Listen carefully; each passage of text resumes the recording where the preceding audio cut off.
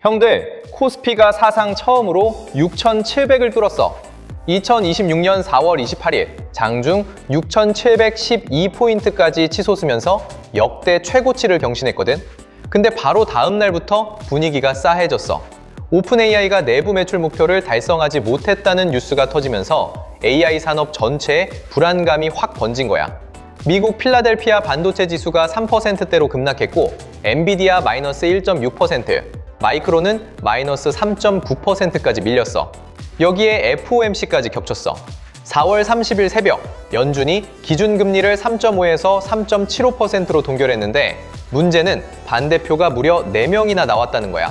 이게 1992년 이후 34년 만에 가장 많은 반대표야. 연준 내부가 그만큼 갈라져 있다는 뜻이지. 특히 파월 의장한테는 이번이 사실상 마지막 FOMC였어. 5월 15일에 임기가 끝나거든. 그래서 섣불리 완화 신호를 줄 수 없었던 거야. 자, 그러면 코스피가 한 달 만에 30%나 폭등한 뒤에 조정을 받고 있는 건데 이게 진짜 하락의 시작일까? 아니면 숨고르기일까? 결론부터 말할게. 단기적으로 조정은 충분히 있을 수 있어.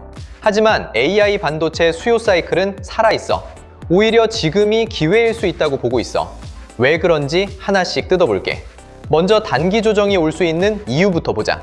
코스피는 4월 한 달 동안 30% 넘게 올랐어. 키움증권에 따르면 이건 1998년 2월 이후 월간 기준 역대 두 번째 수익률이야. 이렇게 급하게 오르면 차익 실현 매물이 나오는 건 당연해. 실제로 4월 29일에 외국인과 기관이 동시에 순매도하면서 코스피를 눌렀거든. 거기다 중동 리스크도 살아있어. 미국과 이란 사이의 긴장이 완전히 풀리지 않은 상태에서 호르무즈 해협 봉쇄 우려로 유가가 하루 만에 7% 급등하기도 했어.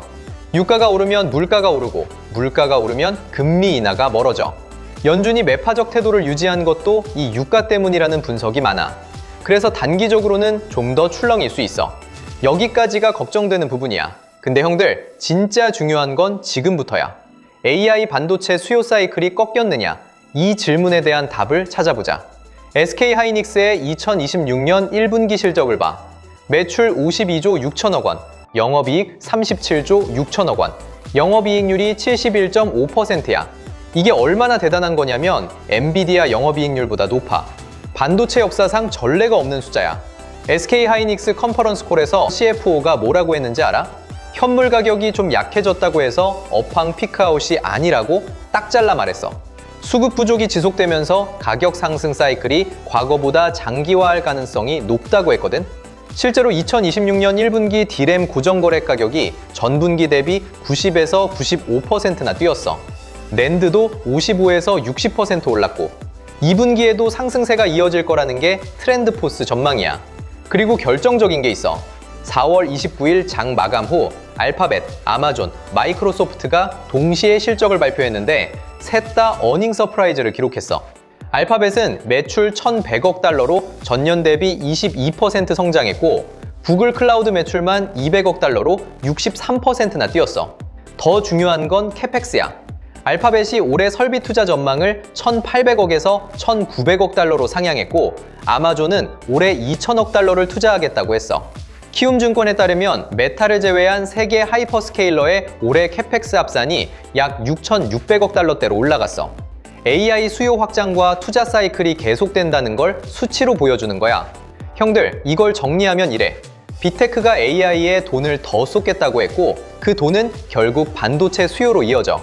HBM, 서버용 D램, ESSD 전부 다. SK하이닉스가 이번 분기에 매출 50조를 처음 넘긴 게 괜히 그런 게 아니야. 밸류에이션으로 봐도 그래. MSCI 기준 한국 증시의 선행 PER은 6.8배야. 미국이 21.1배, 일본이 17.6배인 거랑 비교하면 아직도 말도 안 되게 싸.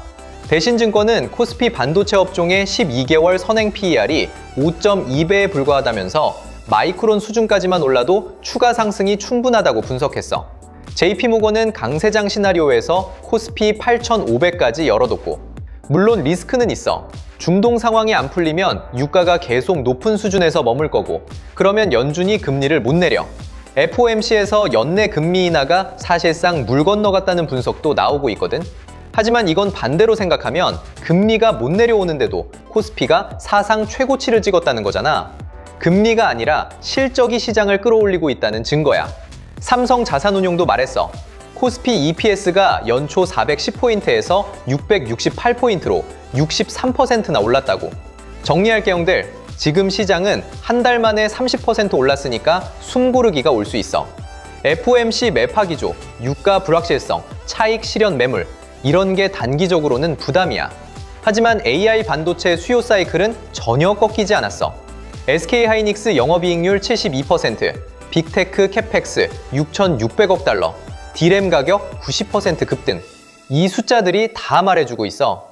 조정이 왔을 때 흔들리지 말고 큰 사이클을 보는 눈을 가지자.